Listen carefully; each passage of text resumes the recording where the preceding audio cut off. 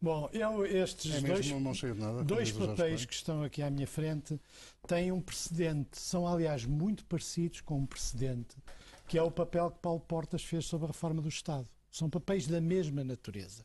Os títulos são redações, eu já vou aos títulos.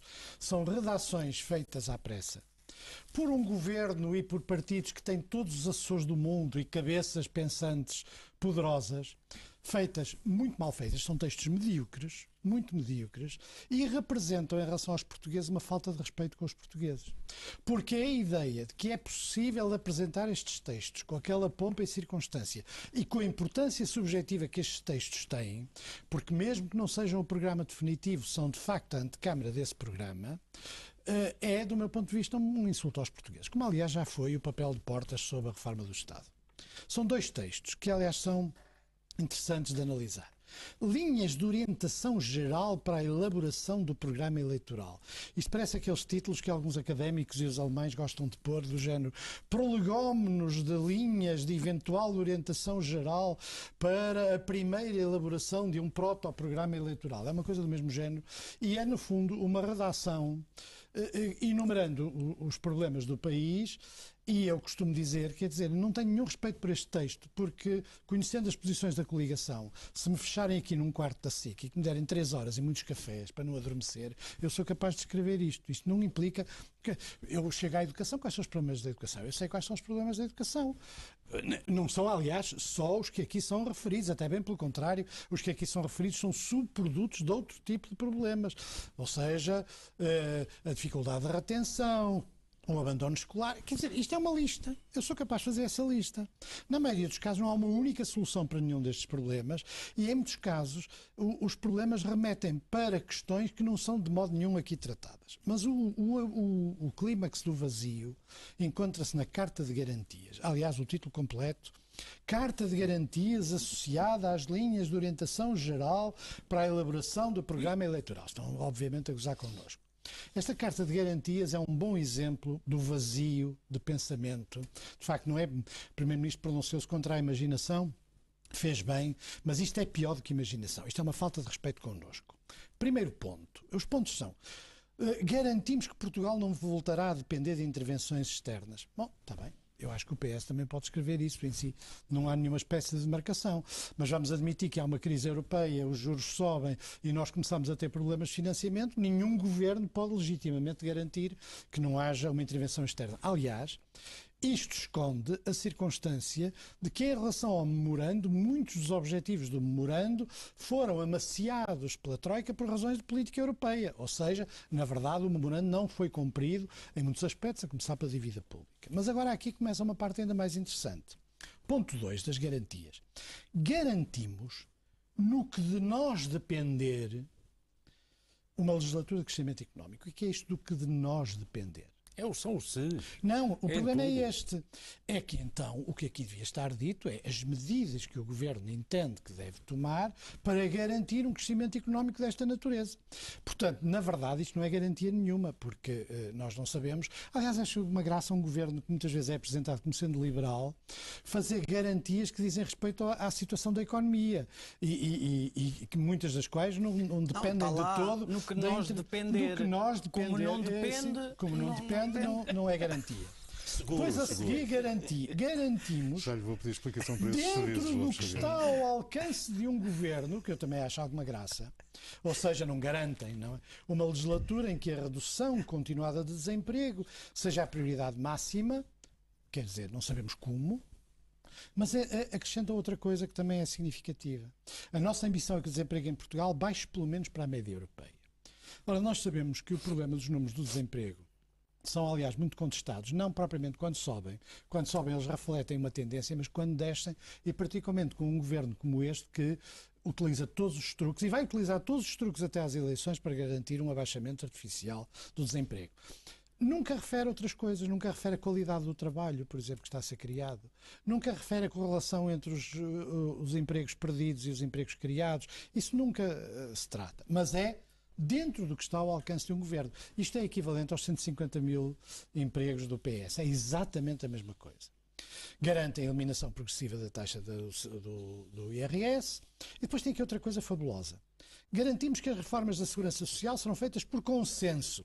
Como é que alguém pode garantir que uma reforma é feita por consenso quando a outra parte não quer o consenso ou pelo menos não concorda? É que se não houver consenso não faz reforma. Não, é isso que eles estão a garantir. mas isso aí é que é o bom engano para as pessoas. E os 600 milhões? Não, isso é que é o truque, porque o truque não vai haver consenso e um governo da coligação aplica as medidas de corte das pensões atuais. Milhões. Portanto, isto é outra coisa absolutamente inaceitável como garantia. Não se pode garantir um consenso sobre uma matéria em que as soluções são altamente divergentes. Não havendo consenso, como é, o Governo não interfere na Segurança Social? Claro que interfere, só que não o quer dizer. Mas ainda há pior a seguir. Lançaremos um novo programa ambicioso de redução da pobreza. O problema da pobreza em Portugal é um problema de programas para a redução da pobreza. Só esta ideia de que a pobreza pode ser sujeita a uma espécie de tratamento assistencial é um verdadeiro retrato do entendimento. Mas isso é a tese do PS, mas eu não estou a discutir o programa do PS, porque quando discuti o programa do PS eu direi certamente algumas coisas semelhantes. Mas o que eu aqui estou a dizer, é que este entendimento do combate à pobreza ser feito essencialmente através de programas assistenciais ou programas de emergências é completamente errado. O problema da pobreza em Portugal e da maneira como a pobreza está a crescer tem muito a ver com o facto de se ter destruído o mecanismo de elevador social, ou seja, se ter destruído a possibilidade das pessoas deixarem de ser pobres através do funcionamento natural da economia e da sociedade. Portanto, outra coisa absoluta é que cumprem as decisões do Tribunal Constitucional. Pugnamos pela inscrição na Constituição de limite à dívida pública, como é óbvio. Isso implica o acordo do outro partido e acho de facto ridículo que um partido que subiu a dívida pública de forma muito significativa, uma coligação que fez disparar a dívida pública, venha agora colocar, querer colocar na Constituição Portuguesa uma versão do Tratado Orçamental de outra forma. E portanto isto é absolutamente... A maioria destas coisas não são rigorosamente nada. E não são rigorosamente nada. Nem sei se já cheguei ao final das garantias. Mas, por exemplo, coisas absurdas, as questões da demografia. Quer dizer, é evidente que nós temos um problema demográfico, mas alguém pensa que o problema demográfico não há nunca nenhuma solução. Nós não sabemos, a partir da leitura destes textos, sabemos que o Governo dá muita importância à demografia. Está bem, vai fazer os portugueses fazerem bebés. Como? Alterando as condições, facilitando no emprego e através dos mecanismos sociais que as famílias beneficiem com a circunstância de ter mais filhos, permitindo que elas tenham mais filhos sem que isso signifique um empobrecimento suplementar. Bom, mas isso entra em contradição com muitas outras noções. Como é com a escola? Como é? Vão-se alterar a ratio entre os alunos e os professores?